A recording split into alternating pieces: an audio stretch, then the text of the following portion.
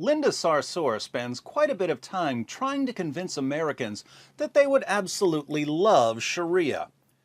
You'll know when you're living under Sharia law if suddenly all your loans and credit cards become interest-free. Sounds nice, doesn't it? Wow, so if I sign up for Sharia, I get interest-free loans and credit cards. Not to mention child marriage, spousal abuse, raping female captives, stoning adulteresses, the death penalty for apostates, and the violent subjugation of all non-Muslims. Sharia, come for the interest-free loans, stay for the pedophilia and female genital mutilation. Speaking of female genital mutilation, you'll never guess who just got caught lying to all of her gullible followers about female genital mutilation. I'll give you a hint. I am every Islamophobe's worst nightmare. She's every Islamophobe's worst nightmare. Someone who constantly lies about Islam in order to deceive people who would never in a million years sit down and actually read an Orthodox Muslim source. Obviously, if you're trying to get Americans to warm up to Sharia, you have to keep them utterly ignorant of almost all of Sharia. Just keep telling them about the interest-free credit cards until they're being forced to convert with swords at their throats. Police recently arrested a gang of female genital mutilators in a Detroit suburb. The 3 suspects are all members of the Dawoodi Bohra sect of Shia Islam. Now, as warped and twisted as our ethical views have become here in America, people still tend to agree that doctors shouldn't be chopping off little girls' clitorises. So who's going to step in and protect Islam from criticism? Everyone's favorite fake feminist responded to the arrests with, "Female genital mutilation has no place in Detroit or anywhere else in the world. Female genital mutilation is barbaric and is not an Islamic practice."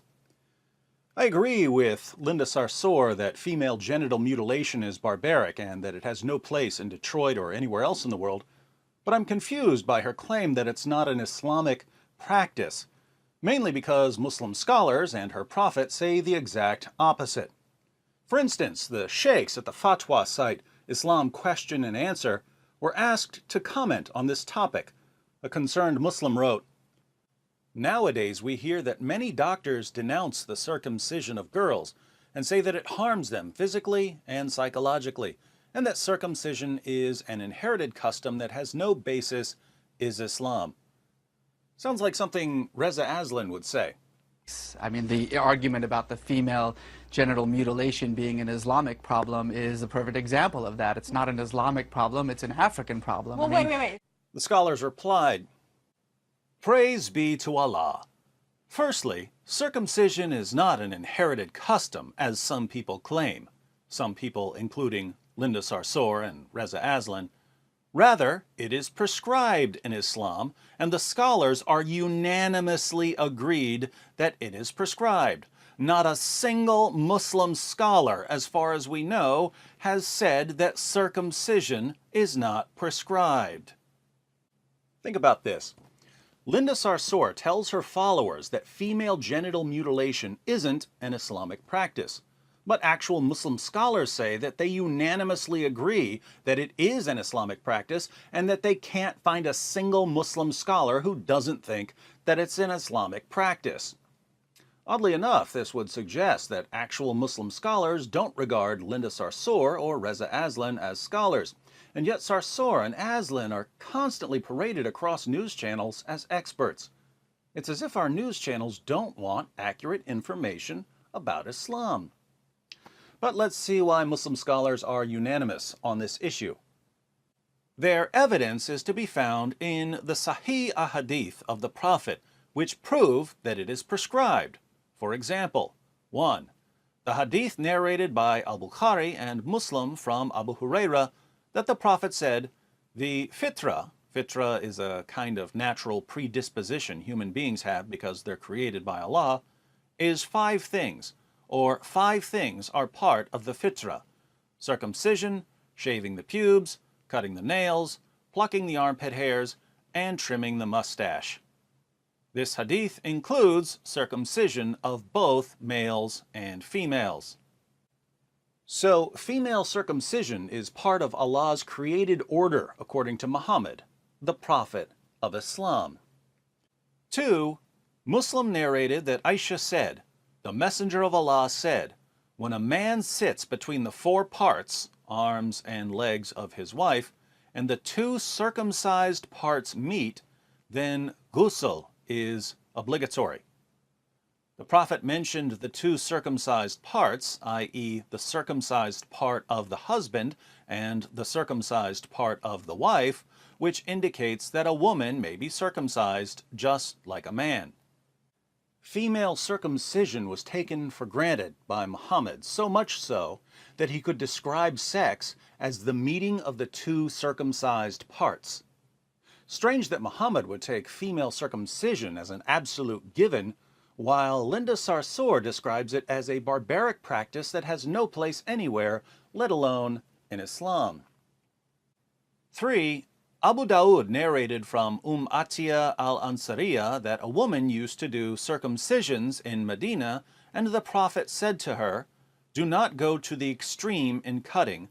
That is better for the woman and more liked by the husband." But the scholars differed concerning this hadith. Some of them classed it as da'if, weak, and others classed it as sahih. It was classed as sahih by al-Albani in Sahih Abi Dawood. The fact that circumcision for women is prescribed in Islam is confirmed by the ahadith quoted above, not by this disputed hadith. But the scholars differed concerning the ruling, and there are 3 opinions. Now, lots of Muslims try to throw out this hadith from Sunan Abu Dawood. Worst thing they can do.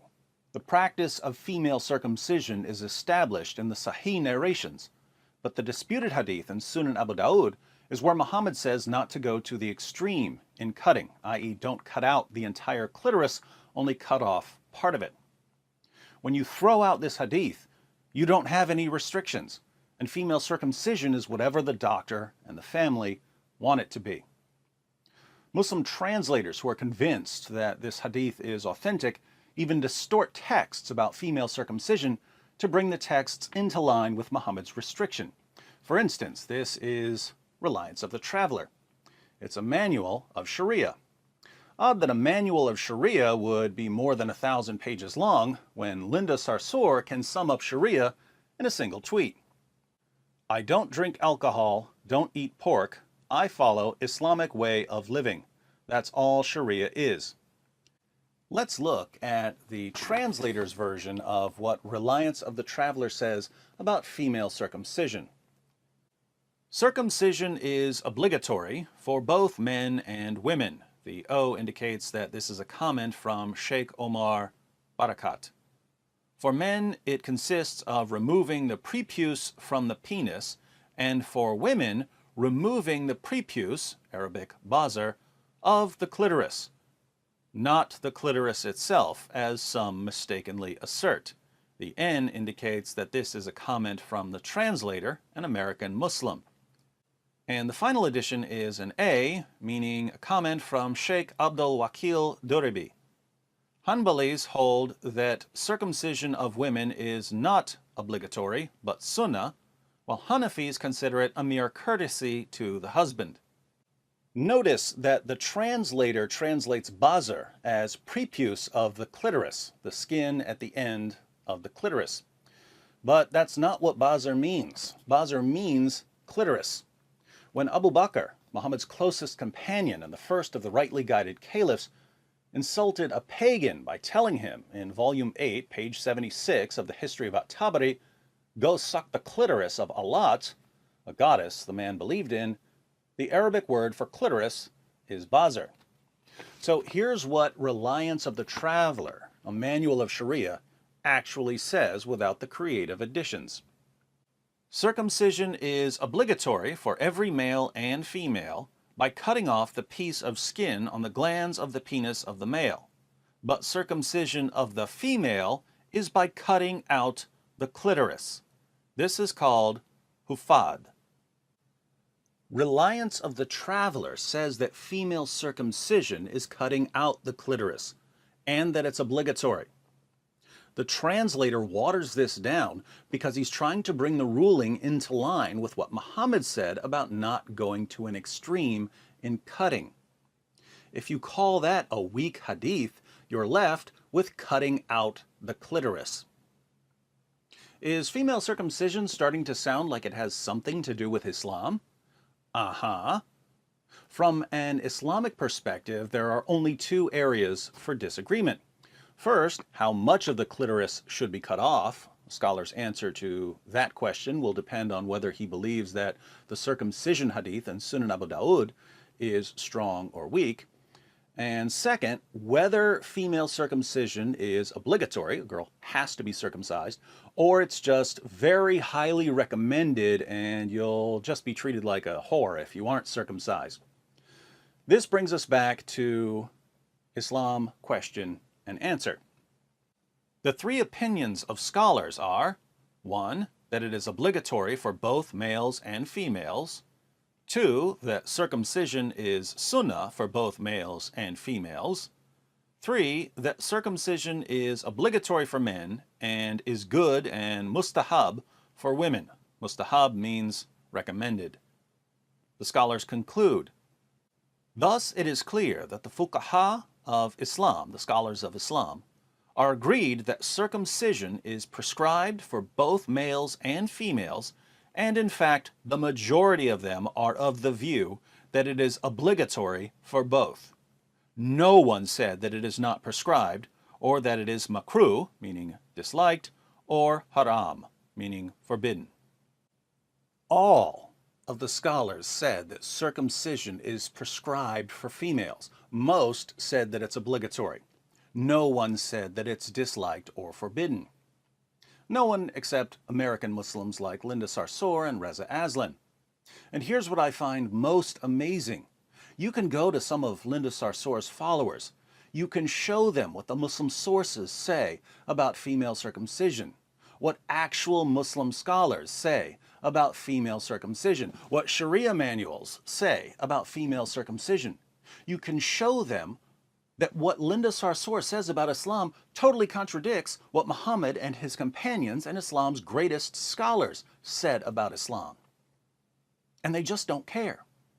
Linda Sarsour tells them what they want to hear, and that's all that matters. That's terrifying, not only because there's an entire generation out there that has no respect for facts or reality, but also because female genital mutilation is a real problem for young girls around the world. And by constantly attacking people who try to expose the problem, Sarsour is ensuring that future generations of Muslim girls will have their genitals mutilated in the name of Islam because no one ever deals with the problem. One person who is trying to do something about the female genital mutilation problem is Ayaan Hirsi Ali. Sarsour once tweeted, Brigitte Gabriel equals Ayaan Hirsi Ali. She's asking for a censored whipping. I wish I could take their vaginas away. They don't deserve to be women. Linda Sarsour wants to take Ayaan Hirsi Ali's vagina away. Why is this disturbing? Ayaan Hirsi Ali is a former Muslim, and she's a victim of female genital mutilation. Islam already took part of her vagina. Sarsour wants to take the rest. Quite the champion of women's rights you've rallied behind there, feminists. But again, we can agree with Sarsour on one thing. Female genital mutilation is a barbaric practice that has no place anywhere in the world. But think about the obvious conclusion here. Premise 1, female genital mutilation clearly has a place in Islam. Premise 2, female genital mutilation has no place in this world. Therefore, Islam has no place in this world. Thanks for the new argument, Linda. In your honor, I'll call it the Sarsourian argument against Islam.